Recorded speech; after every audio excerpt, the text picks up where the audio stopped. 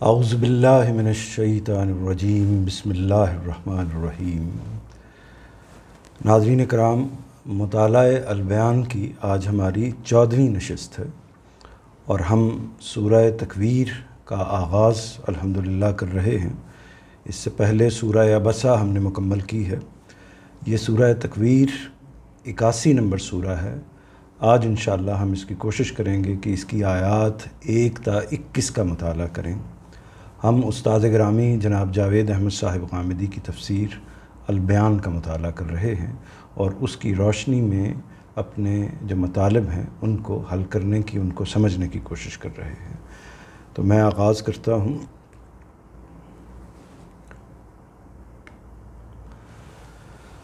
اعوذ باللہ من الشیطان الرجیم بسم اللہ الرحمن الرحیم۔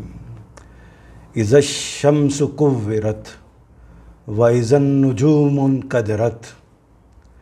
اِذَا الشَّمْسُ كُوِّرَتْ وَإِذَا النُّجُومُ انْكَدَرَتْ وَإِذَا الْجِبَالُ سُيِّرَتْ وَإِذَا الْعِشَارُ عُطِّلَتْ وَإِذَا الْوُحُوشُ حُشِرَتْ وَإِذَا الْبِحَارُ سُجِّرَتْ وَإِذَا النُّفُوسُ زُوِّجَتْ وَإِذَا الْمُوءُودَةُ سُئِلَتْ بِأَيِّ ذَنبٍ قُتِلَتْ وَإِذَا الصُّحُفُ نُشِرَتْ وَإِذَا السَّمَاءُ كُشِطَتْ وَإِذَا الْجَحِيمُ سُعِّرَتْ وَإِذَا الْجَنَّةُ أُزْلِفَتْ عَلِمَتْ نَفْسٌ مَا أَحْضَرَتْ۔ متن آپ نے مطالعہ کر لیا، اس کے بعد ہم ترجمہ اس کا پڑھتے ہیں۔ جب سورج کی بساط لپیٹ دی جائے گی، جب تارے ماند پڑ جائیں گے، جب پہاڑ چلائے جائیں گے، جب 10 ماہہ گابھن اونٹنیاں چھٹی پھریں گی، جب وحشی جانور اپنی سب دشمنیاں بھول کر ایک ہی جگہ اکٹھے ہو جائیں گے، جب سمندر ابل پڑیں گے، جب جیوں کے جوڑ ان کے عمل کے لحاظ سے بندھیں گے، جب اس سے جو زندہ گاڑ دی گئی پوچھا جائے گا کہ وہ کس گناہ پر ماری گئی، جب دفتر کھولے جائیں گے، جب آسمان کی کھال کھینچ لی جائے گی، جب دوزخ دہکائی جائے گی، جب بہشت قریب لے آئی جائے گی، اس وقت لوگوں تم میں سے ہر شخص یہ جان لے گا کہ وہ کیا لے کر آیا ہے۔ ترجمہ بھی آپ نے دیکھ لیا۔ الفاظ جو اہم الفاظ ہیں متن کے، ان پر ایک نظر ڈال لیجئے۔ شمس کا جو لفظ ہے سورج کے معنوں میں، اس سے آپ واقف ہیں۔ نجوم نجم کی جمع ہے اور یہ تاروں کے معنوں میں، ستاروں کے معنوں میں استعمال ہوتا ہے۔ اسی طرح جبال کے لفظ سے آپ واقف ہیں۔ وحشی، وحوش، اس لفظ سے آپ واقف ہیں۔ اور اسی طرح نفوس جو نفس کی جمع ہے، اس سے آپ واقف ہیں۔ اور سما کے لفظ سے آپ واقف ہیں۔ جنت کے لفظ سے آپ واقف ہیں۔ نیچے نفس کا لفظ ہے اور احضرہ کا لفظ ہے، ان کم و بیش ان سے آپ واقف ہیں۔ تو اور جو اس طرف چیزیں ہیں اردو کے حصے میں، اس میں میرا خیال ہے کہ کوئی ایسی چیز نہیں ہے کہ جو سمجھ میں نہ آنے والی ہو۔ جب جیوں کے جوڑ ان کے عمل کے لحاظ سے بندھیں گے، تو جی اصل میں یہ جیوں جی کی جمع ہے، یعنی جانے، نفوس، اس کے معنوں میں استعمال کیا ہے۔ جی ہم اردو میں عام استعمال کرتے ہیں، لیکن یہ اس کی جمع کے طور پر آیا ہے۔ گابن اونٹنی کہتے ہیں کہ جو حاملہ اونٹنی ہو، یعنی 10 ماہ کی حاملہ اونٹنی جو بچہ جننے کے قریب ہوتی ہے، اس کو گابن کہتے ہیں۔ اسی طرح سورج کی بساط لپیٹ دی جائے گی، یعنی وہ جو پورا نظام سورج کا ہے اس کو لپیٹ دیا جائے گا۔ تو یہ متن اور ترجمہ آپ نے دیکھ لیا۔ اب ہم اس کے مطالب کی طرف بڑھتے ہیں۔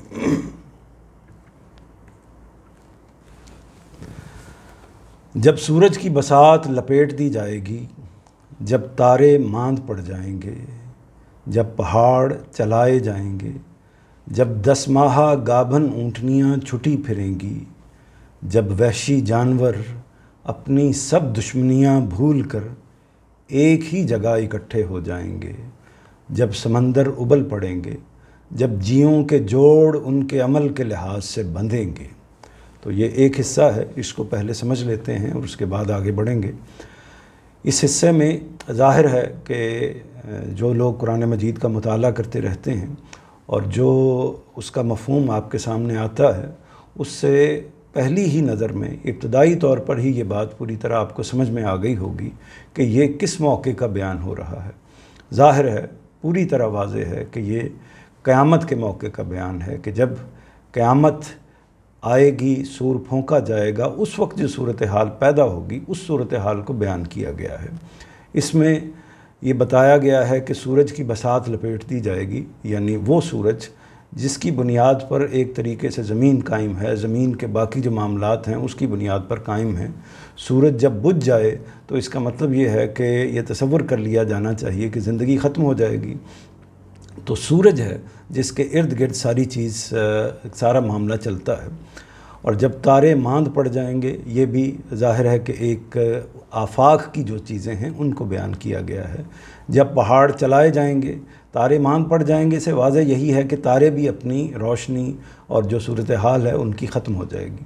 جب پہاڑ چلائے جائیں گے تو اس کا مطلب کیا ہے کہ پہاڑ روئی کے گالوں کی طرح اڑیں گے، دوسری جگہ پر اس بات کو واضح کیا گیا ہے۔ تو یہاں تک آپ دیکھ لیجئے کہ آفاق کی جو ہمارے خارج کی نشانیاں ہیں یا خارج کی جو چیزیں ہیں جن پر ہمارا نظام منحصر ہے، ان کو بیان کیا گیا ہے کہ وہ تل پٹ ہو جائے گا، وہ ختم ہو جائے گا۔ اس میں ایک بات آپ کو واضح رہنی چاہیے کہ یہ تصور عام ہے کہ قیامت ایک دن ہوگا، کیونکہ یوم کا دن کا لفظ استعمال کیا ہے قرآن مجید میں بھی، اور ہم بھی عام طور پر اسی لفظ کو استعمال کرتے ہیں۔ لیکن اس کا مطلب، دن کا مطلب 24 گھنٹے نہیں ہے، اس کا مطلب وہ پورا پیریڈ ہے، وہ قیامت کا ایک پورا پیریڈ ہے۔ ہو سکتا ہے کہ اس میں ایک ہی دن لگے اور ہو سکتا ہے کہ ایک سے زیادہ، بظاہر یہی لگتا ہے۔ جیسے اب یہاں بھی دیکھیے کہ سورج کی بساط لپیٹ دی جائے گی، تارے ماند پڑ جائیں گے۔ تو یہ جب سورج ہوتا تو تارے ویسے ہی ماند پڑے ہوئے ہوتے ہیں، تو تارے اصل میں نمایاں ہوتے ہیں رات کے وقت میں۔ اور بھی اس طرح کی بعض چیزوں سے جو قرآن مجید کے اشارات سے واضح ہوتی ہیں کہ جب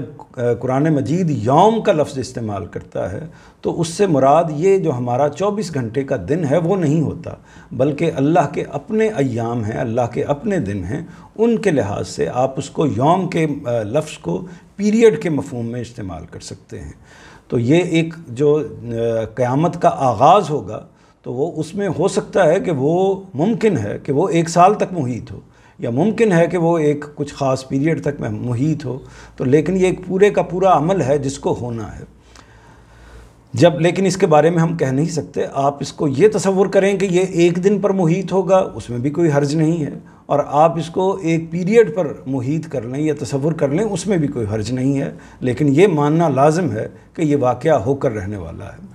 جب 10 ماہ گابن اونٹنیاں چھٹی پھریں گی، یہ اصل میں قرآن مجید کا جو طریقہ ہے وہ یہ ہے کہ چونکہ نبی کریم صلی اللہ علیہ وسلم کے ذریعے سے یہ دنیا کو دیا گیا ہے، اور اس کے اولین مخاطب عرب کے قریش تھے، انہی کی زبان میں یہ قرآن مجید نازل ہوا ہے، انہی کے محاوروں میں، انہی کے انداز میں یہ نازل ہوا ہے، اور پھر ان کے ذریعے سے باقی دنیا کو آج تک یہ قرآن مجید پہنچ رہا ہے۔ تو اس میں جس چیز کا اہتمام کیا جاتا ہے کہ جو اولین مخاطب ہیں جن پر اتمام حجت ہونا ہے، اتمام حجت کا مطلب یہ ہے کہ معاملہ یہ ہونا ہے کہ ان پر اگر انہوں نے اس بات کو نہیں مانا تو ان کی قیامت اسی دنیا کے اندر واقع ہو جانی ہے، یعنی ان کو آخری درجے میں حق واضح ہونا چاہیے، آخری درجے میں انتہائی سطح پر جس میں کوئی غلطی کی، کوئی افہام کی کمی کی کوئی گنجائش باقی نہ ہو۔ تو اس صورت میں اصل میں یہ ہوتا ہے کہ بات کو انتہائی سطح پر واضح کرنا پڑتا ہے۔ جب بات کو انتہائی سطح پر واضح کرنا پڑتا ہے تو اس کے لیے ضروری ہے کہ ان کا اپنا اسلوب ہو، ان کا اپنا بیان ہو، جو مثالیں دی جائیں وہ بھی ان کی اپنی زبان کی، ان کے اپنے علاقے کی، ان کے اپنے کلچر کی وہی ہونی چاہیے، ورنہ یہ عذر پیش کیا جا سکتا ہے، اور یہ عذر ٹھیک بھی ہو سکتا ہے کہ بات اس سطح تک واضح نہیں ہوئی تھی۔ تو اب یہ 10 ماہ گابن اونٹنیاں، یعنی مثال کے طور پر موجودہ زمانے میں اگر اسی طرح کی دعوت پیش کی جائے تو اس کے لیے تمثیلات، مثالیں اور طریقے سے ہوں گی، لیکن ظاہر ہے کہ اور پھر قرآن مجید کا یہ اعجاز بھی ہے، معجزہ بھی ہے قرآن مجید کا کہ وہ ایسی مثال لے کر آتا ہے کہ وہ ان کو تو سمجھ آ ہی رہی ہوتی ہے قطعی طور پر، لیکن ہم تک بھی وہ پوری طریقے سے پہنچ جاتی ہے۔ اسی لیے وہ ایسی سادہ مثالیں لے کر آتا ہے قرآن مجید کہ وہ ہر زمانے میں موجود ہوتی ہیں، کوئی زمانہ ان سے خالی نہیں ہوتا۔ تو یہ مثال بھی جو ہے، جب 10 ماہ گابن اونٹنیاں، یہ ان کے کلچر کی اگرچہ مثال ہے لیکن ہم اس کو سمجھ سکتے ہیں۔ وہاں کیا صورتحال تھی؟ وہاں صورتحال یہ تھی کہ چونکہ ایک مویشی پالنے کا کلچر زیادہ تر عام تھا عرب کے اندر، یعنی ان کی تمام تر جو معیشت ہے وہ جو آپ یوں سمجھیے کہ انڈسٹری جس کو ہم کہہ سکتے ہیں کہ وہ چلتی تھی غلہ بانی پر، مویشیوں کو پالنے پر۔ تو مویشیوں کو پالنے کا جو معاملہ ہے تو اس کا مطلب ہے کہ ان کے ہاں یہ ایک بہت بڑا بزنس تھا، بہت بڑا ایونٹ تھا،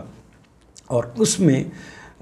جو اونٹنی جب بچے کو جننے کا موقع آتا تھا تو ان کے لیے اپنے بزنس کے پوائنٹ آف ویو سے، اپنے کلچر کے پوائنٹ آف ویو سے وہ بہت عزیز ہو جاتی تھی، اس کو بہت اس کا خیال رکھتے تھے، اس کو سنبھالتے تھے، اور سارے جو اس سے متعلق معاملات ہیں اس کو بہت خیال سے کرتے تھے، اور اس کی کوشش کرتے تھے کہ جیسے دیگر اونٹنیاں جو بچی ہیں، بڑی ہیں، باقی اونٹ جو ہیں وہ چراگاہ میں پھرتے ہیں، آگے پیچھے جا رہے ہیں، تو جس طرح ان کو وہ کھلا چھوڑ دیتے تھے، ان اونٹنیوں کا وہ بہت خصوصی طور پر خیال رکھتے تھے کہ کسی وقت ظاہر ہے کہ اس نے بچہ جن دینا ہے جو پھر آگے ان کی معیشت کو بڑھانے کی ایک صورت پیدا کرتا تھا۔ تو جب یہ صورتحال، یعنی عزیز ترین چیز ان کی، وہ بھی اس کو سنبھالنے کا بھی ان کو خیال نہیں رہے گا، یعنی اہل عرب کو یا لوگوں کو آپ اس کا ترجمہ اپنے مفہوم میں یہ کر سکتے ہیں کہ جو ہماری دنیا کی اسباب کی، متاع کی، نوعیت کی عزیز ترین چیزیں ہیں، وہ چیزیں جن کو ہم بہت سنبھال کے رکھتے ہیں، بہت اہتمام کرتے ہیں جن کے بارے میں، تو وہ چیزیں بھی اصل میں ایک طرح سے ان کا ہمیں ہوش ہی نہیں رہے گا، اور وہ بھی ایسے ہوں گی کہ جیسے ان کی کوئی حیثیت ہی نہیں ہے، بالکل ایک حقیر چیز کی طرح، جس طرح ہم دوسری ایسی چیزوں کی طرف پرواہ نہیں کرتے کہ جو ہمیں پسند نہیں ہوتی یا ہماری اتنی ضرورت نہیں ہوتی، تو ان کا معاملہ بھی وہی ہوگا۔ دوسرا حصہ دیکھیے کہ جب وحشی جانور اپنی سب دشمنیاں بھول کر ایک ہی جگہ اکٹھے ہو جائیں گے۔ اب یہ بھی ایک اصل میں واقعے کو بیان کیا گیا ہے، اور ظاہر ہے کہ یہ واقعہ بھی اس kلچر کے اندر سے لیا گیا ہے، لیکن یہ ہر کلچر سے، ہر علاقے سے، ہر جگہ سے متعلق ہو سکتا ہے، اور اس کو جیسے وہ سمجھ رہے تھے اسی طرح ہم بھی سمجھ سکتے ہیں۔ کیسے؟ وحشی جانور کا جو معاملہ ہے وہ آپ جانتے ہیں کہ جنگل کے اندر ہوتا کیا ہے۔ جنگل کے اندر یہ ہوتا ہے کہ جو بڑی قوت والی کوئی چیز ہوتی ہے، کوئی جانور ہوتا ہے، کوئی درندہ ہوتا ہے، وہ اپنے سے کم تر والی جو بھی قوت رکھنے والی چیز ہوتی ہے، یہ جانور یا درندہ ہوتا ہے، وہ اس کو اپنی غذا بناتا ہے، اور اس کا جو پورا نظام ہے جنگل کا وہ یہی ہوتا ہے کہ ایک طرح سے بڑی مچھلی نے چھوٹی مچھلی کو کھانا ہوتا ہے، یا بڑی شیر نے بکری کو کھانا ہوتا ہے، بکری نے شیر سے ڈرنا ہوتا ہے۔ یہ ڈر اور خوف کا ایک تعلق باہمی طور پر موجود رہتا ہے، اور اسی طرح ہر اوپر والا جو اپنے سے چھوٹے والا ہے اس کو وہ ہڑپ کرتا ہے، اور جو چھوٹے والا ہے وہ اوپر والے سے خوف میں مبتلا ہوتا ہے۔ تو یہ کیفیت ایک جنگل کی کیفیت ہے۔ اب اس کو سامنے رکھ کر آپ دیکھیے کہ جب ہر ہرن شیر سے بھاگ رہا ہے، ہر بکری شیر سے بھاگ رہی ہے، تو وہاں صورتحال کیا ہے؟ وہاں صورتحال یہ ہے کہ وحشی جانور بھی، یعنی جو جنگلوں کے جانور ہیں، وہ بھی اپنی سب دشمنیاں، اپنی ساری اس طرح کی چیزیں بھول کر ایک ہی جگہ اکٹھے ہو جائیں گے۔ یعنی معاملہ محض انسانوں کے ساتھ نہیں ہوگا، صورتحال کی ہیبت اس طریقے سے طاری ہوگی۔ وہ سیلاب کی وجہ سے ہو سکتی ہے، وہ آگ کے کسی جنگل میں جیسے آگ لگ جاتی ہے اس طرح کے کسی طوفان کی وجہ سے ہو سکتی ہے، کسی آندھی کی وجہ سے ہو سکتی ہے، کسی بھی وجہ سے جو صورتحال پیدا ہوگی، یہ صورتحال ہوگی کہ جانور ایسے اکٹھے ہو جائیں گے جیسے وہ ایک ہی جگہ پر کھڑے ہیں، اور ان میں کوئی عداوت، کوئی خوف اور کوئی دشمنی کی نوعیت چیز نہیں ہے۔ تو یعنی یہ اصل میں اس صورتحال کی عکاسی کی گئی ہے انسانوں کی نفسیات اور ان کے ذہنوں کو ملحوظ رکھتے ہوئے، کہ وہ انہونے واقعات ہوں گے جو اس دنیا میں آپ نے کبھی دیکھے ہی نہیں ہوں گے، وہ صورتحال پیدا ہو جائے گی۔ جب سمندر ابل پڑیں گے، जब समंदर उबल पड़ेंगे यानी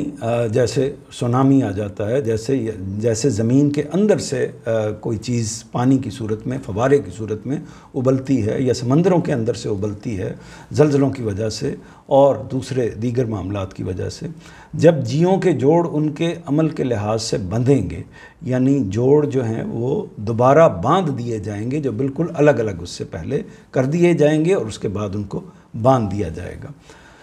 तो ये एक तस्वीर पूरी आपके सामने आ गई। इसमें ये पहले भी मैं अर्ज़ कर चुका हूँ और इस बात को जहन में रखिएगा कि कुरान मजीद ये कोशिश करता है, कोशिश का लफ्ज़ मैंने गलत इस्तेमाल किया है, कुरान मजीद ये करता है, कुरान मजीद ये करता है कि वो हर इंसान को वो पैगाम देता है जो उसको बड़ी आसानी से समझ में आ जाए। यानी वो आमी को भी बहुत आसानी के साथ उसकी नफसियाती तौर पर हर लिहाज से, कम उम्र को भी, ज़्यादा उम्र वाले को भी, और इसी तरह उस शख्स को भी कि जो बहुत आलिम फाजिल है और उस शख्स को भी जो आम जहन रखने वाला है, सभी को समझ में आ जाता है। इस वजह से वो जो मिसालें पेश करता है वो मिसालें आम नौइयत की होती हैं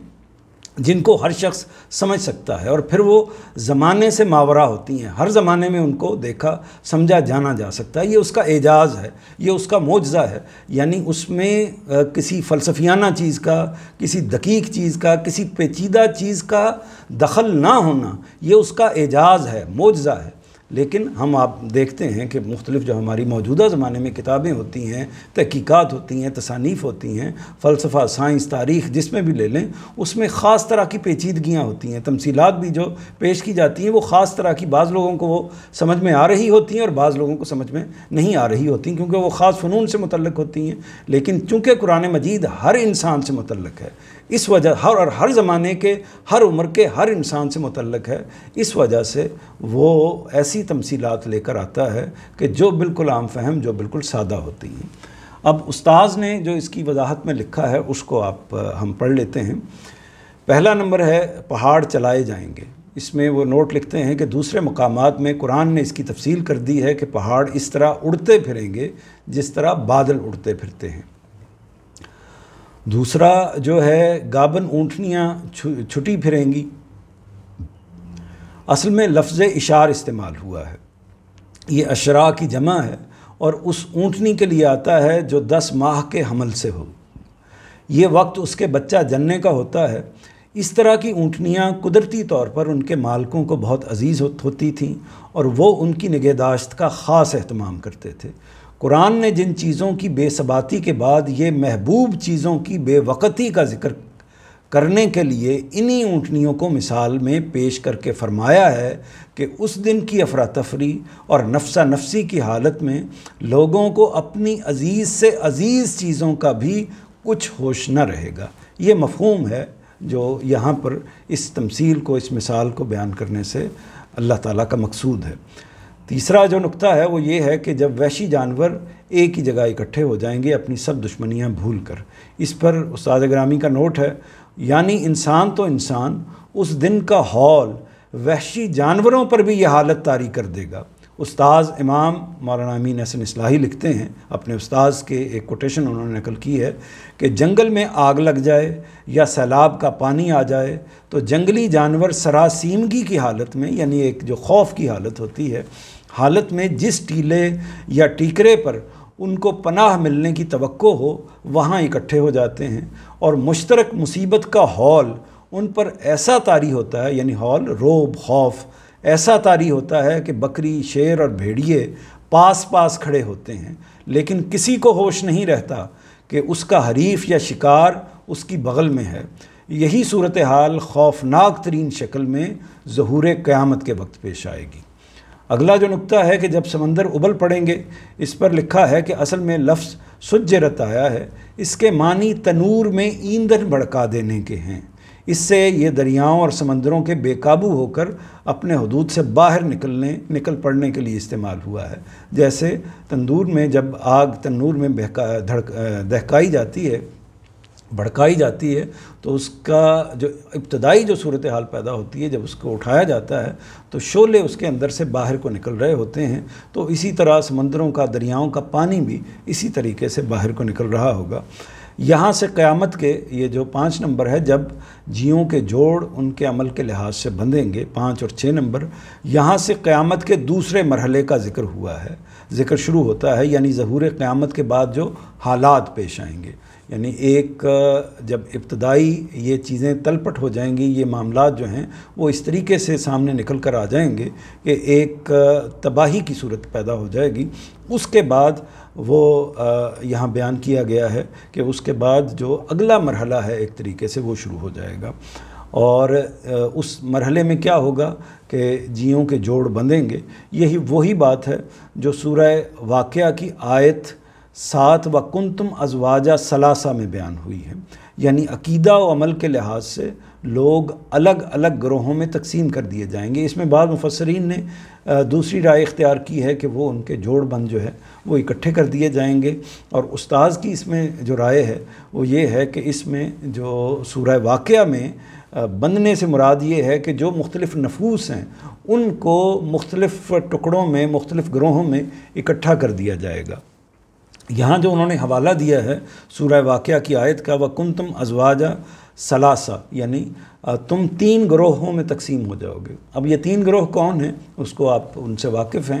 یعنی قیامت کا یہ سارا واقعہ جب ہو جائے گا ابتدائی طور پر تباہی کا، اور اس طریقے سے انسان دوبارہ اٹھ کر کھڑے ہو جائیں گے، تو اس کے اٹھنے کر کھڑے ہونے کے بعد جب وہ بارگاہ خداوندی میں پیش ہوں گے تو وہ 3 گروہوں میں ہوں گے۔ ایک اصحاب المیمنہ ہے، دوسرے اصحاب المشأمہ ہے، اور تیسرے السابقون ہیں۔ یہ سورہ واقعہ میں بیان ہوا ہے، یعنی دائیں والے،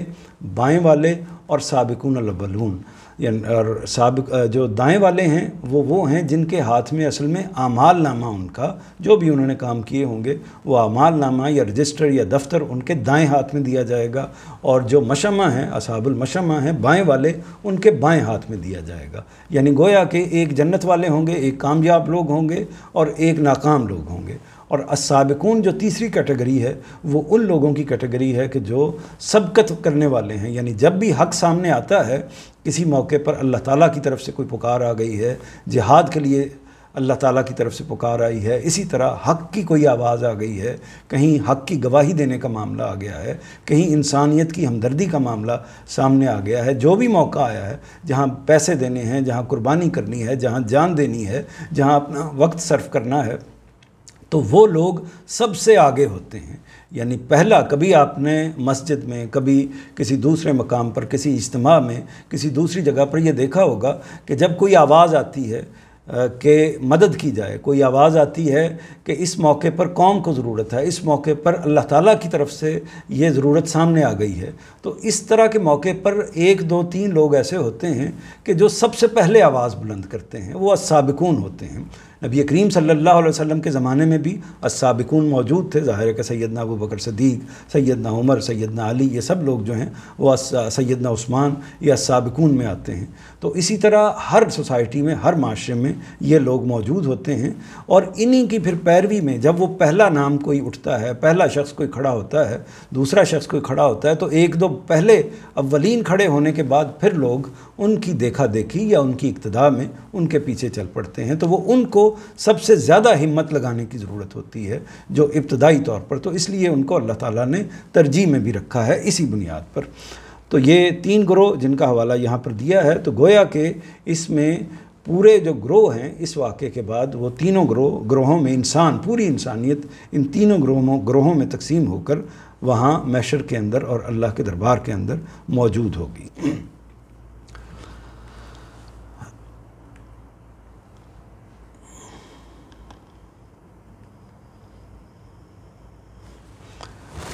جب اس سے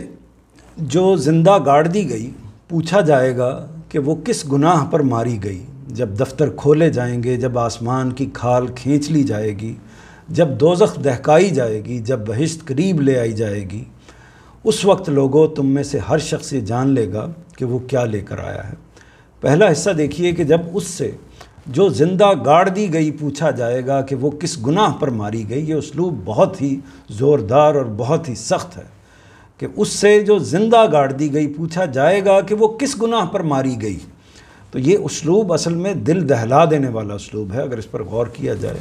اور یہ معاملہ ظاہر ہے کہ کیا تھا کہ عرب کے اندر بعض لوگ ایسے تھے، یعنی جو والدین جو عام طور پر یہ کرتے تھے، یا رشتہ دار یا باقی لوگ جو اپنی بچیوں کو پیدا ہوتے ہی زمین میں دفن کر دیتے تھے اور زمین میں گاڑ دیتے تھے، دفن کر دیتے تھے، اور مقصد یہ ہوتا تھا کہ یا تو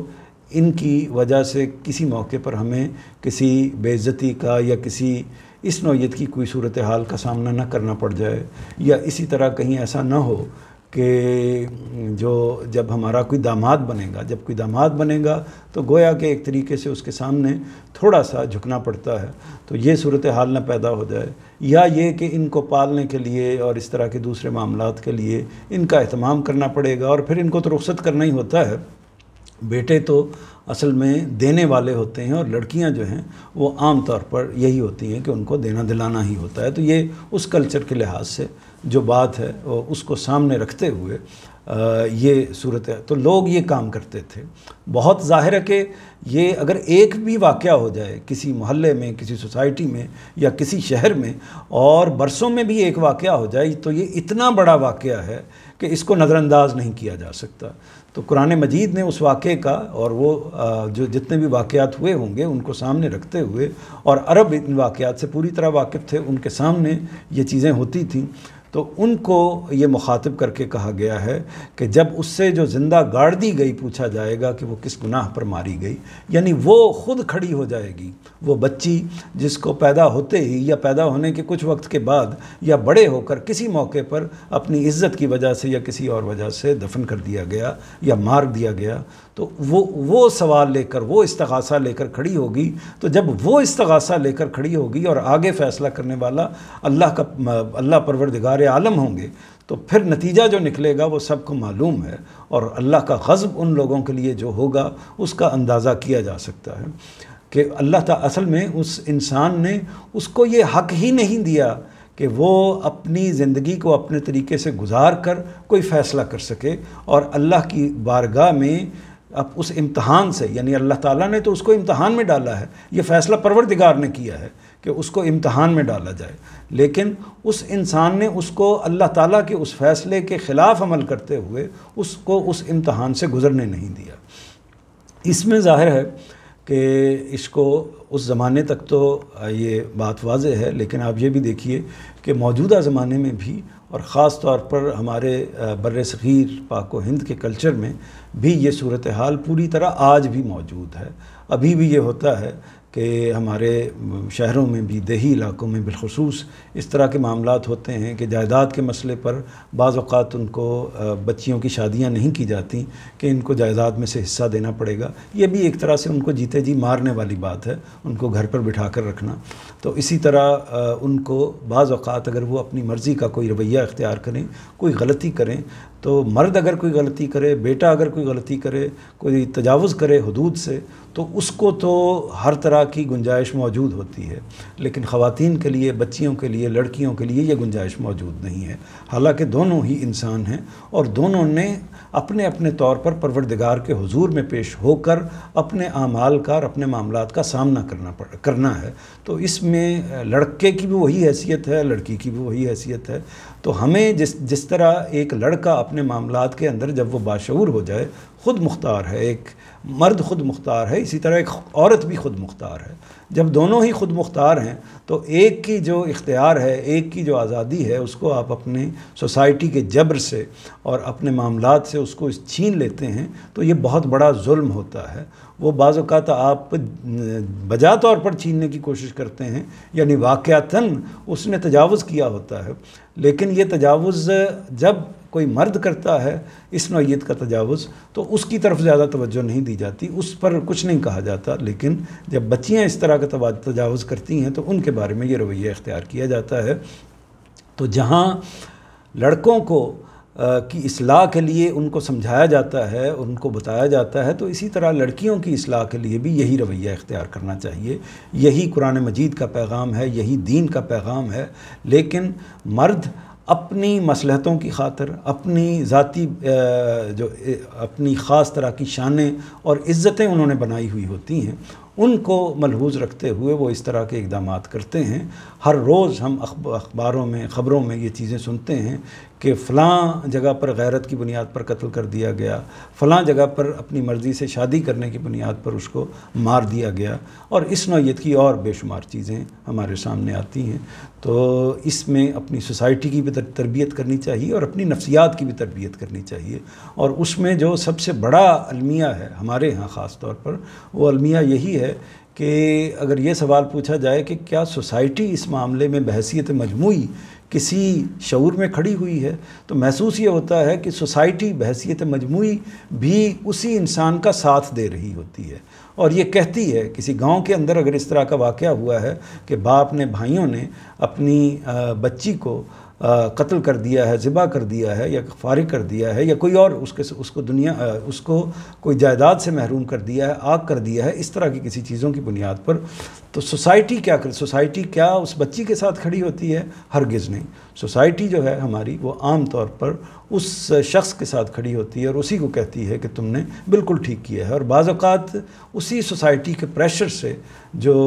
لوگ ہیں، والدین ہیں، وہ اس طرح کا اقدام کرتے ہیں۔ تو اس لیے پوری سوسائٹی کو اس کے بارے میں تربیت بھی دینی چاہیے اور اس کو اپنے آپ کو ڈیولپ کرنا چاہیے۔ یہ تفصیلی بات ہو گئی، لیکن یہ ایک اہم بات تھی، اس لیے میں نے اس کو تھوڑا سا کھول کر واضح کر دیا۔ جب دفتر کھولے جائیں گے کیا مطلب کیا ہے؟ اور اس کے نتیجے میں لوگوں کے اعمال ناموں میں رقم، ان کا سارا کچا چٹھا ان کے سامنے آ جائے گا، یعنی دفتر کا لفظ اسی معنوں میں استعمال ہوتا ہے، وہ حساب کتاب اور اس طرح کی ساری چیزیں۔ جب دوزخ دہکائی جائے گی، اس میں جو 9 نمبر ہے، جب آسمان کی کھال کھینچ لی جائے گی۔ آسمان کی کھال کھینچ لی جائے گی، یہ ظاہر ہے کہ ایک محاورہ ہے، اور اس محاورے کا جو مفہوم یہی ہوگا کہ اس میں جو یہاں بھی بیان ہوا ہے وہ یہی بیان ہوا ہے کہ جب اونٹ کی کھال کھینچی جاتی ہے، وہاں ظاہر ہے کہ اس کلچر کے اندر اونٹنیاں یہی جانور زیادہ نمایاں تھے، اونٹ کی کھال کھینچی جاتی ہے تو اس کے بعد جو اس کا گوشت سامنے آتا ہے وہ بالکل جیسے دہکتا ہوا آگ کی طرح سرخ ہوتا ہے۔ تو یہ جو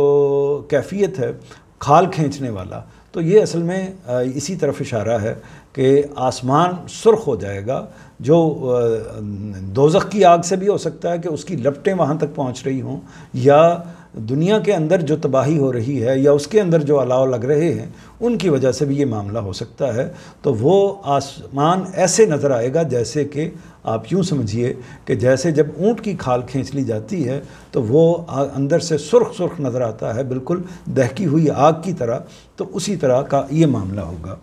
جب دوزخ دہکائی جائے گی، دوزخ، اس پر میں نوٹ بھی پڑھ دوں کہ اصل میں لفظ کشتت استعمال ہوا ہے۔ اونٹ کی کھال کھینچنے کے لیے یہ عربی زبان کا ایک معروف لفظ ہے، یعنی یہ جب اونٹ کی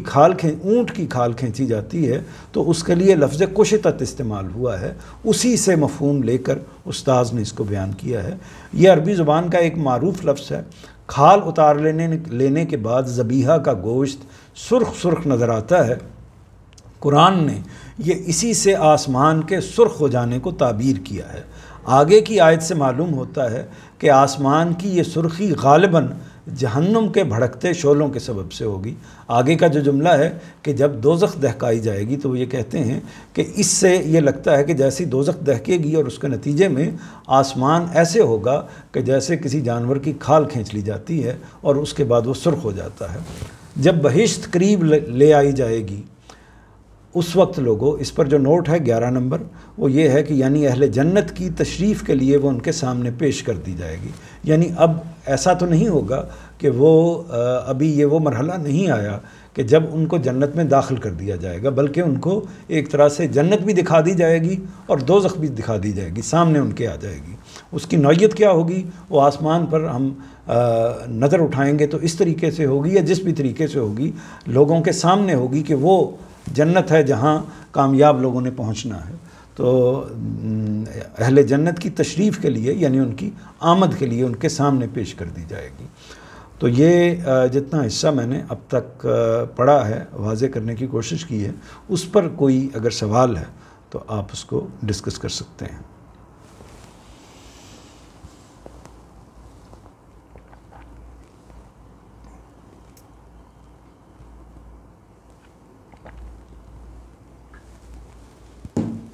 حال تو نہیں ہے، لیکن ایک کمنٹ جو ابھی ہم نے پہلے پڑھا کہ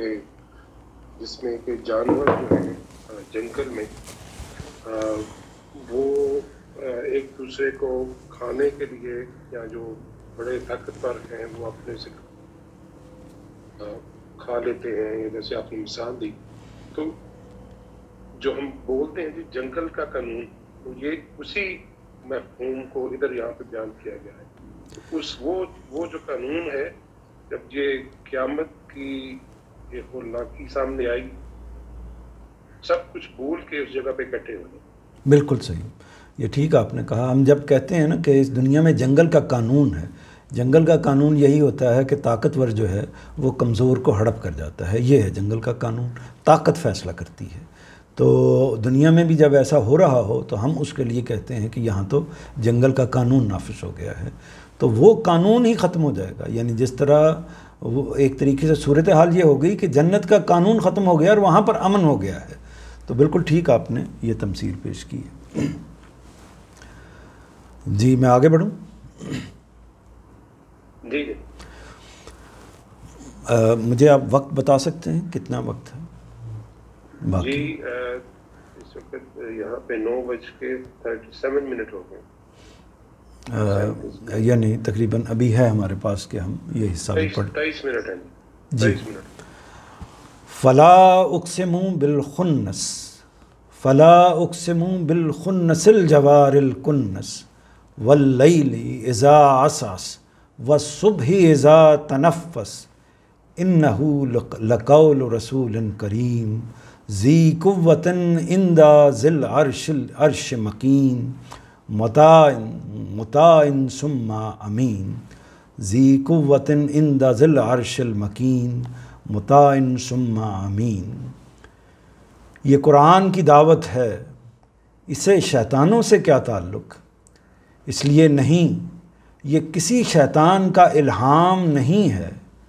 میں ان تاروں کو گواہی میں پیش کرتا ہوں جو پلٹتے چلتے شیطانوں پر آگ برساتے پھر چھپ جاتے ہیں، اور رات کو جب وہ پیچھے ہٹتی اور صبح کو جب وہ اس کے بوجھ سے نکل کر سانس لیتی ہے. یعنی جملہ یہ ہوگا کہ میں ان تاروں کو گواہی میں پیش کرتا ہوں، میں رات کو گواہی میں پیش کرتا ہوں، اور میں صبح کو گواہی میں پیش کرتا ہوں. تو یہ ایک ہی بات ہے، گواہی کا لفظ تینوں کے لیے استعمال کیا گیا ہے. میں ان تاروں کو گواہی میں پیش کرتا ہوں جو پلٹتے چلتے شیطانوں پر آگ برساتے پھر چھپ جاتے ہیں، اور رات کو جب وہ پیچھے ہٹتی اور صبح کو جب وہ اس کے بوجھ سے نکل کر، یعنی رات کے بوجھ سے نکل کر سانس لیتی ہے، کہ بے شک یہ ایک رسول کریم کا لایا ہوا کلام ہے، بہت صاحب قوت، عرش والے کے ہاں بہت بلند مرتبہ، اس کا حکم وہاں مانا جاتا ہے اور وہ نہایت امین بھی ہے. تو یہ متن اور ترجمہ آپ نے دیکھ لیا. اس میں جو متن کے اندر بعض الفاظ ہیں جو مثال کے طور پر یہ لیل ہے، اور اس طرح صبح کا لفظ ہے. تنفس ہم سانس لینے کے بارے میں معنوں میں استعمال اپنے ہاں بھی کرتے ہیں. قول بات کے معنوں میں، رسول، کریم، قوت، اور اسی طرح عرش اور امین. یہ الفاظ بے شمار ایسے متعدد الفاظ ایسے ہیں کہ جن سے ہم اقسم ہوں، جن سے ہم واقف ہیں. اور اسی طرح مشکل الفاظ اگر میں دیکھوں تو میرا خیال ہے کہ کوئی لفظ ایسا نہیں ہے کہ جو ان میں مشکل ہو. اب ہم لیکن اس میں ایک چیز کو سمجھ لیجئے، یہ متن اور قرآن مجید آپ کے سامنے ہے، قرآن مجید کا متن اور اس کا ترجمہ آپ کے سامنے ہے. تو اس کو دیکھیے کہ الفاظ آئے ہیں فلا اقسم بالخنس. تو یہ دیکھیے فلا اقسم، اور اس کا ترجمہ ہوگا تو نہیں، اقسم میں قسم کھاتا ہوں. یعنی یہ اس لیے نہیں، یہ آپ ادھر دیکھیے کہ یہ قرآن کی دعوت ہے، اسے شیطانوں سے کیا تعلق؟ یہ بریکٹ ہے، جبکہ یہاں پر تو اس طرح کی کوئی چیز موجود نہیں ہے. صرف یہ ہے کہ میں قسم کھاتا ہوں، لیکن کس چیز کی قسم کھاتا ہوں یہ یہاں نہیں بیان کیا گیا. اب استاذ نے یہ فلا نہیں جو ہے، فلا جو ہے نہیں، قسم کو تو بیان کیا گیا ہے، لیکن لا کا جو مفہوم ہے، لا کے بعد نہیں، تو نہیں، کیا کس چیز پر نہیں بولا گیا ہے یہ واضح نہیں ہوا۔ تو استاذ گرامی نے اس کو آپ دیکھیے کہ بریکٹ کے اندر واضح کیا ہے، یہ قرآن کی دعوت ہے، اسے شیطانوں سے کیا تعلق؟ یعنی یہ بات شروع ہونے سے پہلے ایک جملہ مقدر ہے، انڈرسٹوڈ ہے، یہ قرآن کی دعوت ہے، اسے شیطانوں سے کیا تعلق؟ اور یہ جملہ انڈرسٹوڈ جو جملہ ہے یہ کہاں سے لیا گیا ہے؟ یہ آگے سے لیا گیا ہے، یعنی انہو، یہ قرآن مجید، لقول رسول کریم، یہ قرآن مجید رسول کریم کا قول ہے۔ تو اسی بات کو اوپر جو لا آیا ہے اس کے اوپر لگایا گیا ہے۔ یہ قرآن مجید کی دعوت ہے، اسے شیطانوں سے کیا تعلق؟ اس لیے نہیں، اصل ترجمہ اتنا ہی ہے، اس لیے نہیں، یہ کسی شیطان کا الہام نہیں ہے۔ تو یہ بھی جملہ جو ہے اس میں شامل کیا گیا ہے، اس لیے نہیں، یہ کوئی شیطان کا کلام نہیں ہے۔ اب دیکھیے میں جوڑتا ہوں، یہ قرآن کی دعوت ہے، اسے اب یہ بریکٹ وہ ہیں جو استاذ نے اس میں شامل کیے ہیں، لیکن آپ یہ دیکھیں گے کہ ان کو شامل کرنے سے مفہوم کیسے واضح ہوا ہے۔ پہلے آپ اس طرح پڑھیے کہ اس لیے نہیں میں ان تاروں کو گواہی میں پیش کرتا ہوں، تو جملے کی وہ وضاحت نہیں ہوتی۔ اگرچہ عربی کے اندر یہ چیزیں انڈرسٹوڈ ہوتی ہیں، لیکن ہم اردو پڑھنے والوں کے لیے اس طریقے سے وضاحت نہیں ہوتی، تو اس لیے اس کو کھول دیا گیا ہے۔ اور اب میں جملہ آپ کو دوبارہ پڑھ کے دکھاتا ہوں، یہ قرآن کی دعوت ہے، اسے شیطانوں سے کیا تعلق؟ اس لیے نہیں، یہ کسی شیطان کا الہام نہیں ہے، بلکہ یہ ایک رسول کریم کا لایا ہوا کلام ہے۔ تو یہ ایسے بات جڑ رہی ہے، یہ شیطان کا الہام نہیں ہے بلکہ ایک رسول کریم کا لایا ہوا کلام ہے۔ تو یہ ایک رسول کریم کا لایا ہوا کلام ہے، اسی سے جو مفہوم پیدا ہوتا ہے اس کو بریکٹ کے اندر لگا دیا گیا ہے۔ بریکٹ کا مطلب یہ نہیں ہوتا کہ اپنی جانب سے یا اپنی طرف سے کوئی بات ایڈ کر دی گئی ہے، یہ اس کے اندر موجود ہوتی ہے، مستتر ہوتی ہے، انڈرسٹوڈ ہوتی ہے، اس کو بیان کر دیا جاتا ہے۔ تو آگے بڑھتے ہیں اس کے مفہوم کی طرف۔ یہ قرآن کی دعوت ہے، اسے شیطانوں سے کیا تعلق؟ اس لیے نہیں، یہ کسی شیطان کا الہام نہیں ہے، میں ان تاروں کو گواہی میں پیش کرتا ہوں جو پلٹتے چلتے شیطانوں پر آگ برساتے۔ یہ بھی واضح کر دیا ہے کہ اصل میں پلٹتے چلتے ہوئے کیا کرتے ہیں۔ یہ قرآن مجید کے دوسرے مقامات سے واضح ہے کہ وہ اصل میں جب پلٹتے ہیں چلتے ہیں تو اپنے شہاب ثاقب کے ذریعے سے شیطانوں پر سنگ باری کرتے ہیں، چھپ جاتے ہیں، اس کی تفصیل میں بعد میں عرض کرتا ہوں۔ اور رات کو جب وہ پیچھے ہٹتی اور صبح کو جب وہ اس کے بوجھ سے نکل کر سانس لیتی ہے۔ تو یہ متن کا جو ترجمہ ہے یہاں تک آپ کے سامنے آ گیا ہے، آیت 18 تک۔ اگلے حصے کو بھی وہ بھی اس سے متعلق ہے تو اس کو دیکھ لیتے ہیں۔ بے شک یہ ایک رسول کریم کا لایا ہوا کلام ہے، بہت صاحب قوت، عرش والے کے ہاں بہت بلند مرتبہ، اس کا حکم وہاں مانا جاتا ہے اور وہ نہایت امین بھی ہے۔ اس میں آپ یہ دیکھیے کہ جب ہم اس کو ایک ابتدائی حصے کو تو میں نے عرض کر دیا، یہ کسی شیطان کا الہام نہیں ہے۔ اصل میں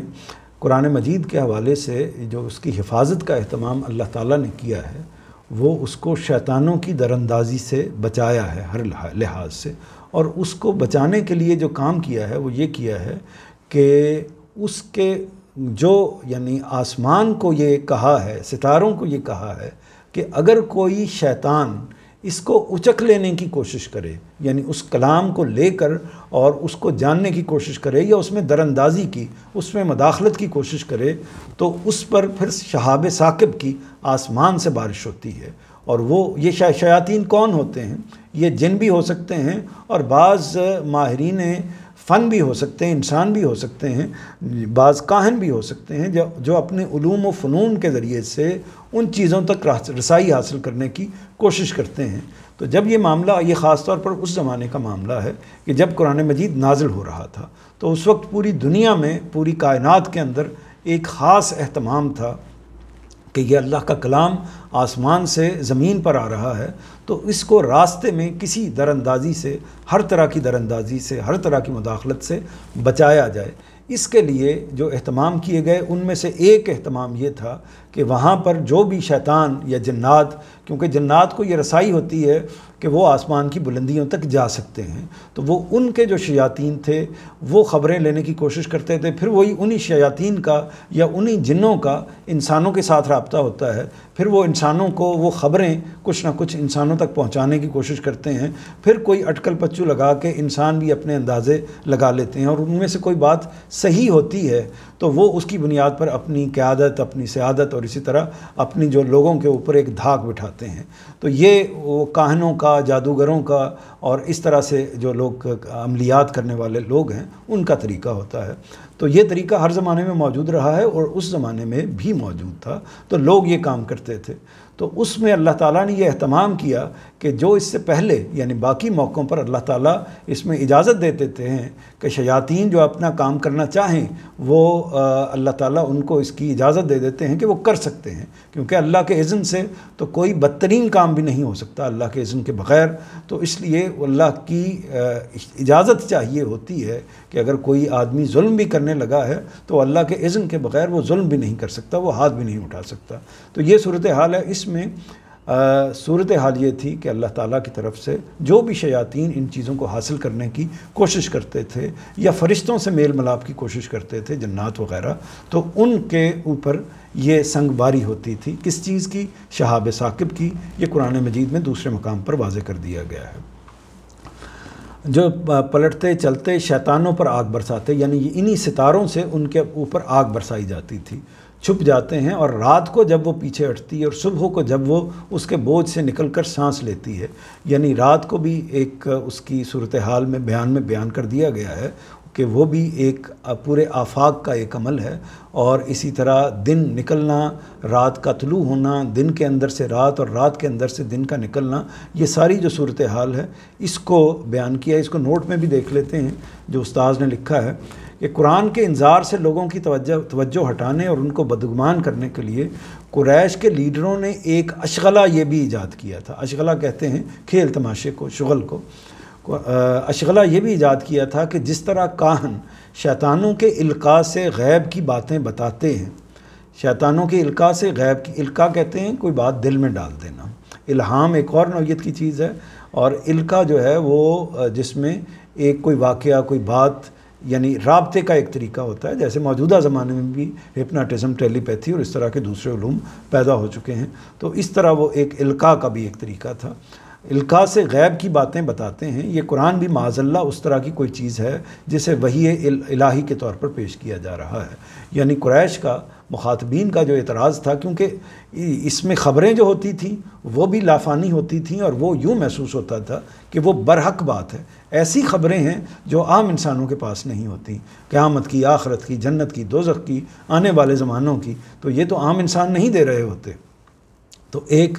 بات یہ تھی، اور دوسری بات اس کے اندر یہ تھی کہ اس کا کلام انتہائی لافانی تھا، اس لیے وہ اس سے مرعوب تو تھے، یعنی ان کو معلوم تھا کہ یہ کوئی انسانی کلام نہیں ہو سکتا۔ اب کیا عذر پیش کریں اس کا انکار کرنے کے لیے؟ تو عذر یہ پیش کرتے تھے کہ اصل میں یہ اسی طرح کی چیز ہے جو کاہن پیش کرتے ہیں، اور کاہن جو چیز پیش کرتے تھے وہ شیاطین جن سے کچھ چیزوں کو حاصل کر لیتے تھے، جو انہوں نے آسمانوں سے کچھ نہ کچھ خبریں اچکائی ہوتی تھیں، ان سے وہ حاصل کر کے پھر انسانوں کو آگے بتاتے تھے۔ اس میں کوئی 20% بات ٹھیک ہوتی تھی، کوئی غلط ہوتی تھی، کچھ نہ کچھ معلومات مل جاتی تھی، تو یہ ان کا ایک طریقہ تھا جس سے وہ اپنا کاروبار زندگی چلاتے تھے۔ تو اس میں انہوں نے الزام لگایا، قریش نے، کہ یہ اصل میں انہی کی نوعیت کی چیز ہے، یہ کوئی اللہ کا کلام نہیں ہے اور یہ کوئی پیغمبر نہیں ہے۔ یہ اصل میں اعتراض ہے جس کے جواب میں یہ بات کہی گئی ہے۔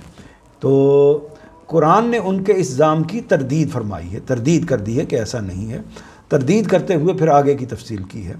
آگے 13 نمبر دیکھیے کہ اصل میں الخنس الجوار الکنس کے الفاظ آئے ہیں۔ عربی زبان میں یہ تاروں کی صفات کے طور پر ایسے معروف ہیں کہ بالعموم موصوف کے بغیر بھی آ جاتے ہیں۔ یہاں اس وقت کی تصویر کے لیے آئے ہیں جب تاروں کے دیدبانوں سے شہابوں کے تیر برق خاطف کی طرح نکلتے اور اپنے ہدف کو نشانہ بنا کر ترکش میں چھپ جاتے ہیں۔ یہ ایک دو مشکل لفظ ہیں، ان کو سمجھ لیجئے۔ جب تاروں کے دیدبانوں سے، دیدبان اصل میں کہتے ہیں وہ جو اس کا لفظی مطلب یہ ہے کہ بندوق کے اوپر وہ ایک سوراخ جو آخر میں لگا ہوا ہوتا ہے، جس کے اندر سے دیکھ کر شست باندھی جاتی ہے یا نشانہ باندھا جاتا ہے، اس کو دیدبان کہتے ہیں۔ تو وہ یہاں مطلب یہ ہے کہ جو تاروں کے اندر اس طرح کے نشانے والی چیزیں لگی ہوئی ہیں ستاروں کے اندر، اللہ تعالیٰ کی حکمت کی طرف سے، اللہ تعالیٰ کی طرف سے، اللہ تعالیٰ کے حکم سے، تو وہ وہاں سے ایک طرح سے سنگ باری ہوتی تھی۔ جیسے ہی کوئی شیطان، کوئی جن سامنے آتا ہے اس کام کے لیے، تو اس کو وہاں پر اس پر شہاب ثاقب پھینکا جاتا تھا جو ان کو چندھیا دیتا تھا۔ برق خاطف کہتے ہیں، خاطف چندھیا دینے والی، یعنی آنکھوں کو خیرہ کر دینے والی، اندھا کر دینے والی۔ تو ایسی روشنی اس میں سے نکلتی تھی کہ ان کی جو بصارت ہے وہ ختم ہو جاتی تھی اس کے نتیجے میں۔ تو یہ واضح ہو گیا ملائے اعلیٰ کے راستوں پر جنوں کی دراندازی روکنے کے لیے یہ اہتمام عام حالات میں بھی ہوتا ہے، یہ اہتمام ہوتا رہتا ہے، لیکن سورہ جن میں قرآن نے واضح فرمایا ہے کہ اس کے زمانہ نزول میں اس کی نوعیت ایسی غیر معمولی تھی کہ جنہوں نے اسے دیکھا تو ان کو خیال ہوا کہ دنیا والوں کے ساتھ یقیناً کوئی اہم معاملہ ہونے والا ہے۔ قرآن نے یہاں اسی اہتمام کو شہادت میں پیش کر کے فرمایا ہے کہ وہ جہاں سے نازل ہو رہا ہے وہاں کسی جن اور کسی شیطان کے لیے رسائی کا کوئی امکان نہیں ہے۔ اس لیے ہوش کے ناخن لو، خدا کی یہ کتاب یقیناً وحی الہی ہے، اسے ہرگز کسی شیطان کا القاء قرار نہیں دیا جا سکتا۔ اگلا نوٹ دیکھیے، اور رات کو جب وہ پیچھے ہٹتی ہے اور صبح کو جب وہ اس کے بوجھ سے نکل کر سانس لیتی ہے۔ اصل میں لفظ اساس استعمال ہوا ہے، اس کے معنی تاریک ہو جانے کے بھی ہیں اور پیچھے ہٹ جانے کے بھی۔ یہاں یہی دوسرے معنی قابل ترجیح ہیں، اس لیے کہ یہ تنفس کے مقابل میں آیا ہے۔ پھر سورہ مدثر کی آیات 32 تا 34 میں دیکھیے تو بالکل اسی جگہ پر لفظ ادبرہ آیا ہے، جس میں کسی دوسرے معنی کے لیے گنجائش نہیں ہے۔ یہ اس مفہوم کے لیے استدلال کیا ہے استاذ گرامی نے۔ اگلا ہے 15، اصل الفاظ ہیں وَالصُّبْحِ اِذَا تنفس۔ اس تعبیر کی بلاغت نگاہ میں رکھیے۔ فرمایا ہے کہ رات کے بوجھ تلے صبح اس طرح دبی ہوتی ہے کہ گویا اس کا دم گھٹ رہا ہے، یہاں تک کہ یہ بوجھ ہٹا دیا جاتا ہے اور وہ سانس لینے لگتی ہے۔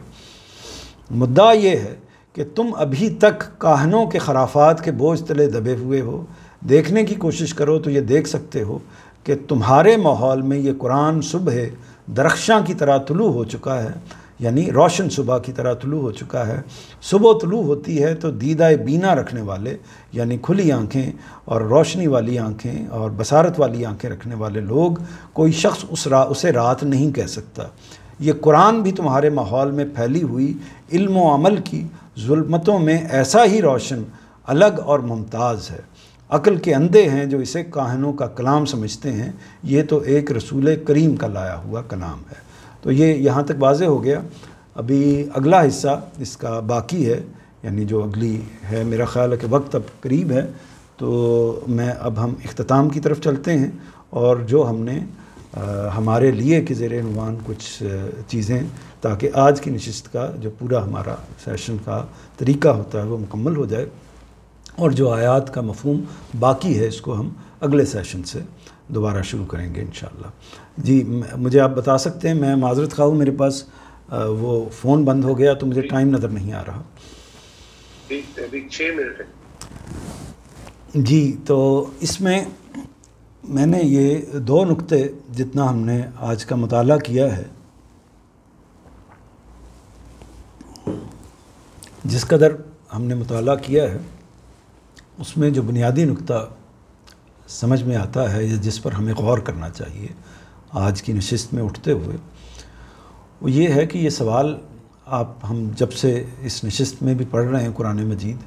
ہر نشست کے اندر یہ مسئلہ پیش آ جاتا ہے، ہر نشست کے اندر یہ بات آ جاتی ہے کہ قیامت ہونی ہے، آخرت ہونی ہے،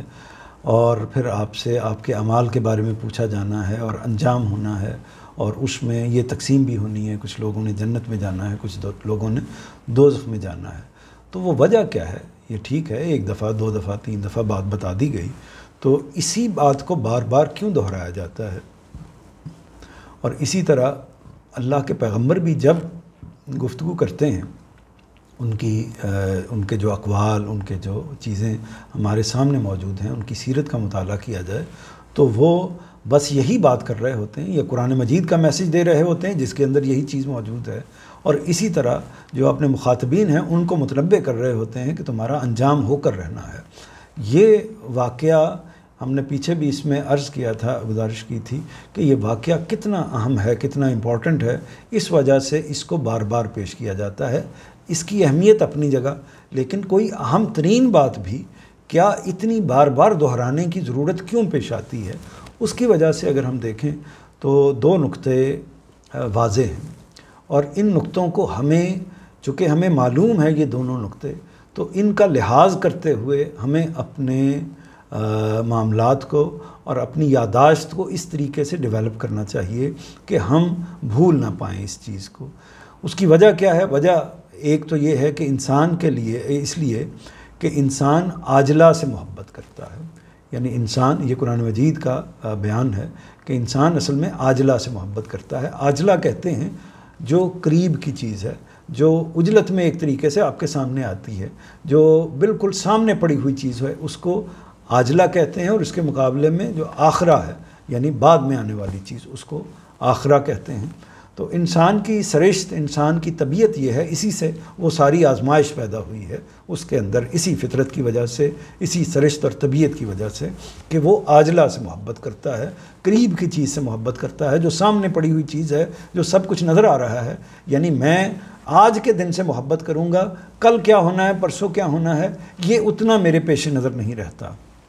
اسی طریقے سے جو سامنے میرے ارد گرد چیزیں موجود ہیں، ان سے میرا انس پیدا ہوتا ہے، میرا شہر ہے، میرا گاؤں ہے، میرا ملک ہے، اور میرے ارد گرد میرا خاندان ہے، میری معاشرت ہے، تو وہ میرے لیے زیادہ محبوب ہوتے ہیں دوسروں کے مقابلے میں۔ تو اسی طرح زمانہ جو میرے اپنا قرب کا زمانہ ہے، وہ مجھے زیادہ عزیز ہوتا ہے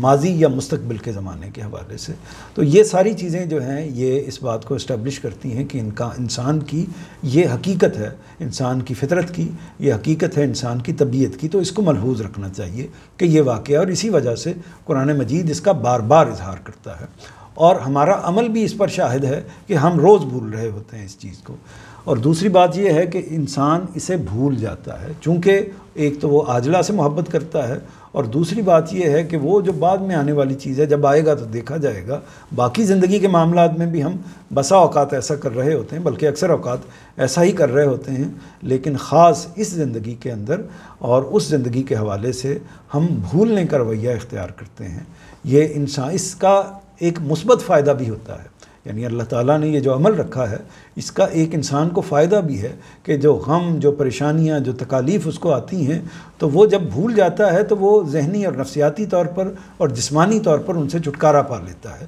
تو یہ ایک فائدہ ہے بھول کا، لیکن ہونا یہ نہیں چاہیے کہ یہ فائدہ حاصل کرتے ہوئے ہم وہ چیزیں جو بہت اہم ہیں ان کو بھی بھول جائیں۔ تو یہ سرشت ہے انسان کی، عاجلہ سے محبت کرنا اور بھول جانا۔ تو ہمیں، اگر ہم اس بات کو سمجھنا چاہتے ہیں، قرآن مجید کی تذکیر کو دیکھنا چاہتے ہیں، قرآن مجید کے پیغام کو دیکھنا چاہتے ہیں، اللہ کا رسول کس طریقے سے معاملہ کرتا رہا ہے اس کو دیکھنا چاہتے ہیں، تو ہمیں ان دونوں چیزوں سے نجات حاصل کرنی ہوگی، اور ہمیں اس کی ہر ممکن کوشش کرنی چاہیے کہ ہے تو ہماری طبیعت ہی، ہے تو ہماری سرشت ہی، لیکن ہمارے اللہ تعالیٰ نے اس کے ساتھ ہمیں وہ قوت، وہ چیز بھی دی ہوئی ہے کہ جس کی بنیاد پر ہم یہ کام کر سکتے ہیں، اس سے چھٹکارا پا سکتے ہیں۔ اس میں اس مسئلے سے نجات کے لیے ہمیں دو کام کرنے چاہیے، یا تین کہہ سکتے ہیں، اور بھی کئی چیزیں ہوتی ہیں، یا آپ کچھ ٹپس سمجھ سکتے ہیں، یا وہ چیزیں کہ جو پیغمبروں کی ہدایت کی روشنی میں، یا علماء کی ہدایت کی اور ان کے مشورے کی اور ان کی جو تعلیم ہے اس کی روشنی میں سامنے آتی ہیں۔ ایک چیز تو یہ ہے کہ قرآن مجید کے مطالعے کو اپنی زندگی میں شامل کر لیں۔ وہ اس کے کئی طریقے ہو سکتے ہیں، یعنی آپ خود سے پڑھ لیں، آپ چلتے پھرتے اس کو سن لیں، آپ نمازوں میں خاص طور پر اس کا اہتمام کر لیں۔ تو قرآن مجید کا جب مطالعہ کریں گے، ایک تو اللہ تعالیٰ کا کلام ہے، دوسرا اس کے اندر یہ یاد دہانی بار بار سامنے آتی رہتی ہے، جیسے ہم یہاں بھی اس کو دیکھ رہے ہیں، ملاحظہ کر رہے ہیں۔ تو قرآن مجید کا مطالعہ کریں گے تو یہ یاد دہانی خود بخود آپ کو ہوتی رہے گی، لیکن قرآن مجید کا مطالعہ اس کے مفہوم کے ساتھ کرنا چاہیے، ورنہ وہ اس کا پیغام آپ تک نہیں پہنچ سکے گا۔ تو ایک طریقہ یہ ہے، یا ایک کام یہ ہے کہ جو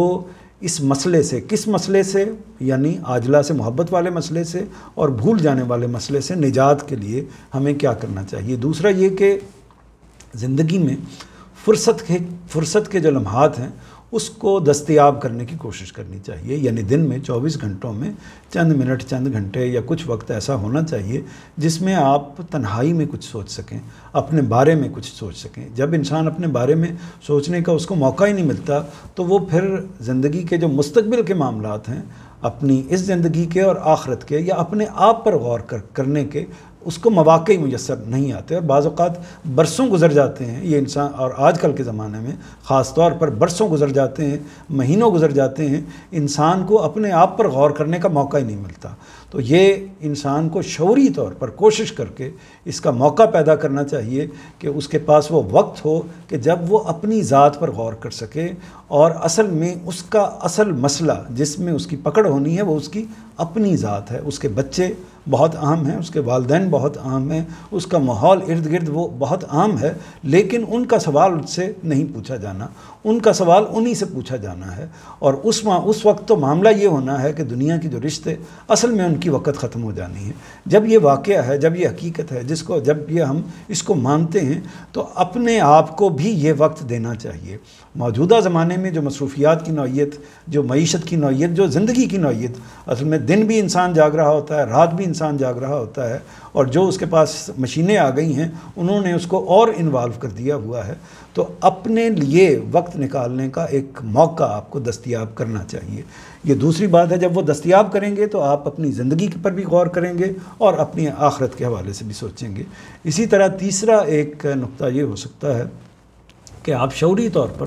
یہ کام کریں کہ ایک دوسرے سے کچھ موضوعات کو متعین کر کے گفتگو کریں۔ ہم سیاست پر بھی بات کرتے ہیں، ہم فیملی ایشوز پر بھی بات کرتے ہیں، ہم دیگر زندگی کے جو باقی معاملات ہیں اس میں بدگمانیاں بھی کرتے ہیں، کسی دوسرے لوگوں کے خلاف چغلی بھی کھاتے ہیں، اس طرح کی بے شمار چیزیں ہوتی ہیں، تحسین بھی کرتے ہیں۔ تو سارے کے سارے معاملات اس عاجلہ سے متعلق ہوتے ہیں، لیکن ہمیں یہ کوشش کرنی چاہیے کہ کبھی کبھی، یعنی دن میں ایک دفعہ، ہفتے میں ایک دفعہ، جب اپنے دوستوں سے بات کریں تو سیاست اور باقی دیگر معاملات کے علاوہ اس مسئلے کو بھی موضوع بنائیں۔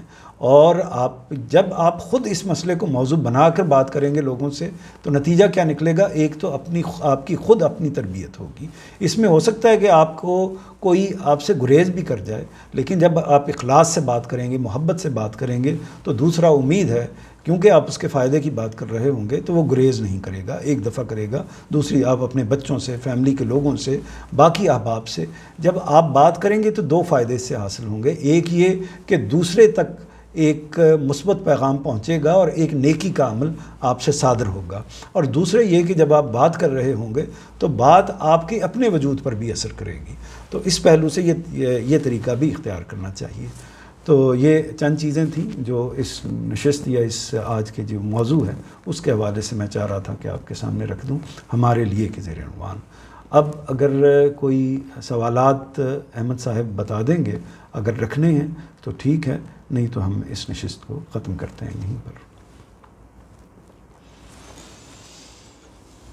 جی بہت شکریہ منظور صاحب، ہمارا وقت تو ہو گیا جی، لیکن ہم نے یہ پچھلی نشست میں سے پہلے یہ طے کیا تھا کہ اگر کوئی سوالات ہوں تو ہم کوئی 15 منٹ تک مزید آگے جا سکتے ہیں۔ تو اگر کوئی سوالات ہیں تو وہ لیے جا سکتے ہیں۔ میرے پاس ایک کچھ چیزیں ہیں، میں پہلے دوسرا اگر کوئی سوال کرنا چاہوں تو اب وقت ہے کہ وہ بات ہے۔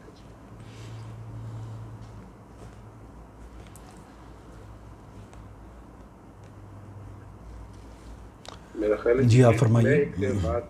جی پوچھنا چاہ رہا تھا، دو پہلوؤں سے دو سوالات۔ اپنے ایک قرآن کو پڑھتے ہوئے ایک جگہ پہ قرآن کی آیت کا وہ بہت واضح کیا کہ اس میں غامدی صاحب نے، استاد نے کس طرح سے اس آیت کو واضح کیا ہے، ورنہ وہ اگر وہ یہ نہ بتاتے تو وہ بات سمجھ نہ آتی۔ تو یہی اسی طرح کی وہ جگہیں ہیں، کیونکہ اکثر سوال یہ کیا جاتا ہے کہ ایک ہی اللہ تعالیٰ کا کلام ہے تو اس کی مختلف ترجمے یا اس کی مختلف تفاسیر جو ہیں یا مفہوم اس پہ کس طرح ڈالے جا سکتے۔ تو وہ اسی طرح کے مقامات ہیں جہاں پہ کچھ اور لوگوں نے سمجھا ہے اس کی تھوڑی سی ذرا وضاحت کیجیے، اور وہ مختلف کیوں کرتے ہیں لوگ؟ اس میں دو باتوں کو الگ الگ کر لینا چاہیے۔ ایک تو یہ ہے کہ پہلا سوال کہ کیا یہ مقامات کی نوعیت کیا ہے، کیا یہ ایسے مقامات ہیں کہ جن سے قرآن مجید کے پیغام، اس کی تعلیمات یا بحثیت مجموعی جو اس کا میسج ہے اس پر کوئی تبدیلی ہوتی ہے، اس پر کوئی فرق ہوتا ہے پڑتا ہے؟ تو اس کا جواب ہے نہیں۔ یعنی مثال کے طور پر کیا تراجم کے مختلف ہونے سے جو شرک ہے وہ جائز ہو جاتا ہے؟ ہرگز نہیں۔ کیا توحید پر جو کی عظمت ہے اور جو اس کی سچائی ہے اس پر کوئی فرق پڑتا ہے؟ ہرگز نہیں۔ آخرت کے حوالے سے، قیامت کے حوالے سے، رسالت کے حوالے سے، ایمانیات کے حوالے سے، جنت دوزخ کے حوالے سے، تمام جو ایشوز ہیں وہ تمام کے تمام ایشوز جن پر اصل میں دین کا بنیادی میسج سٹینڈ کرتا ہے وہ سارے کے سارے متفق علیہ ہیں، اس میں کوئی مسئلہ نہیں ہے۔ آپ قرآن مجید کو پڑھتے ہیں تو یہ پوری طرح واضح ہو جاتا ہے۔ کسی نے تراجم میں مختلف ترجمہ استعمال ضرور کیا ہوگا، تو ایک تو اس فرق کو واضح کر لینا چاہیے کہ یہ ایسا نہیں ہے کہ اختلافات کوئی اس نوعیت کے ہیں کہ جس سے پیغام میں یا مفہوم میں بحیثیت مجموعی کوئی فرق واقع ہوتا ہے۔ دوسری بات وہ یہ ہے کہ جو تراجم ہیں، ایک تو جو تراجم ہیں وہ اصل نہیں ہے، اس بات کو سمجھ لینا چاہیے۔ یعنی ہم جو مخاطبین ہیں ہم اہل عرب نہیں ہیں، نمبر ون، اور دوسرا ہم اس زمانے میں بھی نہیں ہیں۔ آپ اس کی مثال اپنی زبان سے سمجھ لیجئے، انگریزی سے سمجھ لیجئے، اردو سے سمجھ لیجئے کہ آج سے 500 سال پہلے کی اردو اگر آج کے زمانے میں بولی جائے گی، 200 سال پیچھے لے جائیں، بلکہ میں تو کہتا ہوں کہ 150 سال پیچھے لے جائیں، تو موجودہ زمانے میں ابھی ہم پڑھ رہے ہیں نا استاذ کے یہ تو وہ اسی زمانے کی شخصیت ہیں جنہوں نے یہ لکھا ہے، لیکن بے شمار لوگوں کو بعض الفاظ سمجھ نہیں آتے ہوں گے۔ تو اس کا مطلب یہ ہے کہ زبان کے اندر اسالیب میں اور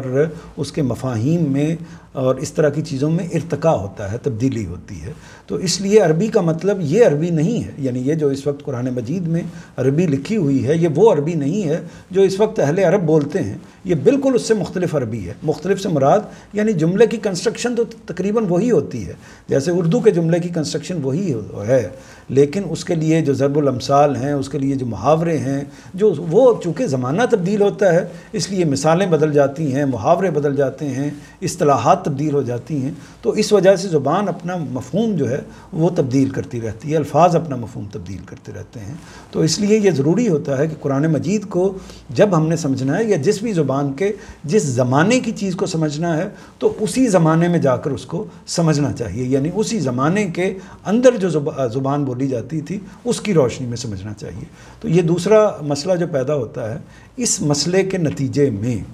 بعض اوقات تفریق پیدا ہو جاتی ہے، یعنی زبان کا جو فرق ہے اس کی وجہ سے، اور اسی طرح اس مسئلے کا جو فرق ہے اس کی وجہ سے یہ تفریق ہو جاتی ہے اور اس میں اختلاف ہو جاتے ہیں۔ یعنی جب میں مثال کے طور پر ایک ادنا مثال آپ کو پیش کر دیتا ہوں کہ میں مثال کے طور پر غالب کا جو آج سے 100 سال پہلے کی شخصیت ہے ان کے کسی شعر کو سمجھنا چاہتا ہوں، تو وہاں ایک لفظ استعمال ہوا ہے، جملے کی ایک کنسٹرکشن ہوئی ہے۔ اب میں ظاہر ہے 100 سال پیچھے جاؤں گا، میں بھی جاؤں گا اور آپ بھی جائیں گے۔ جب ہم وہاں جا کر سمجھنے کی کوشش کریں گے تو میں نے بھی کوشش کی، آپ نے بھی کوشش کی، تو اس میں تھوڑا بہت فرق پیدا ہو سکتا ہے۔ تو یہ ایسا ہی ہوتا ہے، اس سے زیادہ وہ چیز نہیں ہے۔ باقی جو چیزیں اضافی ہیں جو مدرسہ فراہی کی یا غامدی صاحب کی یا اصلاحی صاحب کی کنٹریبیوشن ہے وہ اسی نوعیت کی ہے، جیسے ابھی میں نے بیان کیا سورہ کے ابتدا میں لا کا جو لفظ استعمال ہوا ہے اس کو کیسے کھولا ہے، یعنی اس کا سمپل ترجمہ کر دیا جائے تو اس کا مطلب یہ ہے کہ وہ کھول کے مفہوم پہلے معلوم تھا، ایسا نہیں ہے کہ کوئی اضافہ کیا گیا ہے یا کوئی نئی بات کر دی گئی ہے، مفہوم جو عام تراجم کیے گئے ہیں ان میں بھی موجود تھا، لیکن یہ زیادہ وضاحت ہو گئی ہے، زیادہ کمیونیکیشن ہو گئی ہے۔ اگر اس میں بات میری یا آپ کے اصل سوال کی طرف میں کلیئر نہیں کر سکا تو آپ اس کو مزید تنقید کر سکتے ہیں اس کی۔ نہیں، مجھے وہ سمجھ آ گئی بات کہ وہ جو آپ کہہ رہے ہیں کہ جن کے اوپر دی یاد ہے وہ محکم ہے اور وہ تمام تراجم میں وہی ہوتا ہے، الفاظ کا چوائس ڈفرینٹ ہو سکتا ہے ترجمے کے اندر، لیکن اس میں کوئی فرق نہیں ہوتا، اور آگے مثالوں میں یا ان کی وضاحت کے اندر اس میں البتہ اس میں جو بعض لوگ ہیں جنہوں نے اصل جگہ ہی سے میں تبدیلی کر دی ہے یا انحراف کر دیا ہے، مثلا پرویز صاحب یا سر سید احمد خان کے جو بعض چیزیں ہیں، تو انہوں نے اصل زبان ہی سے، یعنی اس زمانے کی جو زبان تھی اسی سے جب انحراف کیا ہے یا اسی کو ٹھیک استعمال نہیں کیا، تو پوری کے پورے اہل زبان، یعنی پوری کی پوری ایک طریقے سے امت، وہ ان کو قبول ہی نہیں کرتی، یعنی وہ اس دائرے میں شامل ہی نہیں ہوتے اصلاً۔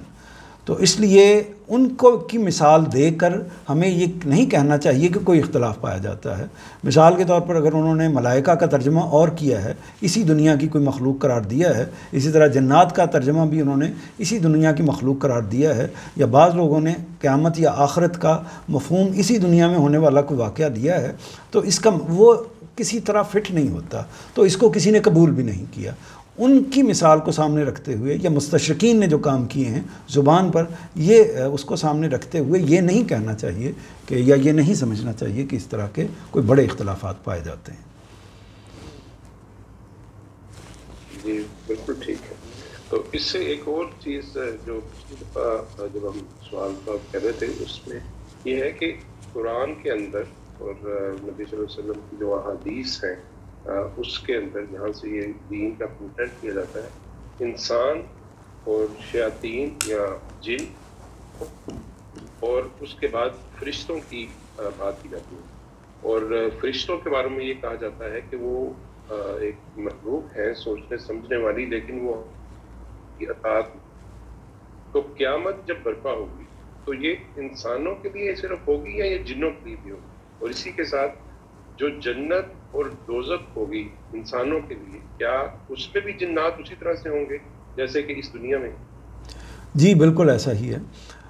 اس سے جو بات یہی واضح ہوتی ہے کہ دنیائیں اگرچہ الگ الگ ہیں، یعنی یہ زمین ہے جس پر اللہ تعالیٰ نے زندگی کو تخلیق کیا ہے، اور اسی زمین پر جو معاملات ہیں وہ ہونے ہیں ہمارے علم کی حد تک، جو قرآن مجید کے ذریعے سے، دین کے ذریعے سے ہم تک پہنچا ہے۔ ممکن ہے ایسی 10 دنیایں اور بھی موجود ہوں جو اللہ تعالیٰ نے بنائی ہوں، لیکن اس کا ہمارے ساتھ کوئی تعلق بھی نہیں ہے، کوئی علم نہیں ہے۔ اسی طرح ہو سکتا ہے کہ کچھ اور مخلوقات ہوں جو اللہ تعالیٰ نے دوسری دنیا میں بسائی ہوئی ہوں، تو وہ ہمارے علم میں نہیں ہے۔ تو ہمارے علم میں جو اللہ تعالیٰ کی طرف سے بات ہے وہ یہی ہے کہ یہ زمین ہے، اس پر زندگی پائی جاتی ہے، اور اس زندگی میں 2 طرح کی مخلوق ہیں، جن کے بارے مخلوقات تو اور طرح کی ہیں، لیکن 2 طرح کی وہ مخلوق ہیں جن کو شعور دیا گیا ہے، جن کو ارادہ دیا گیا ہے، جن کو عقل دی گئی ہے۔ وہ ان میں سے ایک جنات ہیں اور دوسرے انسان ہیں۔ تو ان دونوں کا معاملہ ہونا ہے قیامت کے موقع پر، یعنی ان دونوں کی قیامت ہونی ہے یعنی اس دنیا کے اندر وہ بھی موجود ہیں۔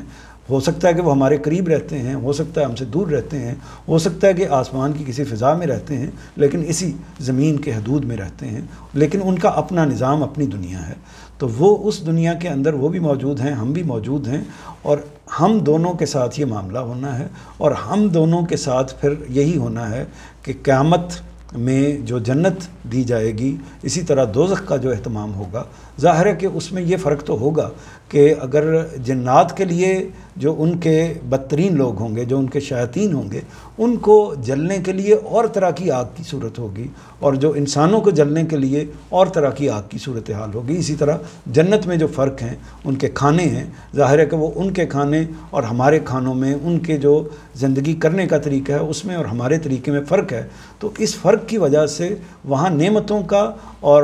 اسی طرح عذاب کا بھی فرق ہوگا، لیکن یہ سارے معاملات ایک ہی طریقے سے چلیں گے۔ اصول ایک ہوگا، عدل ایک ہوگا، طریقہ ایک ہوگا، اور میسج بھی ایک ہے۔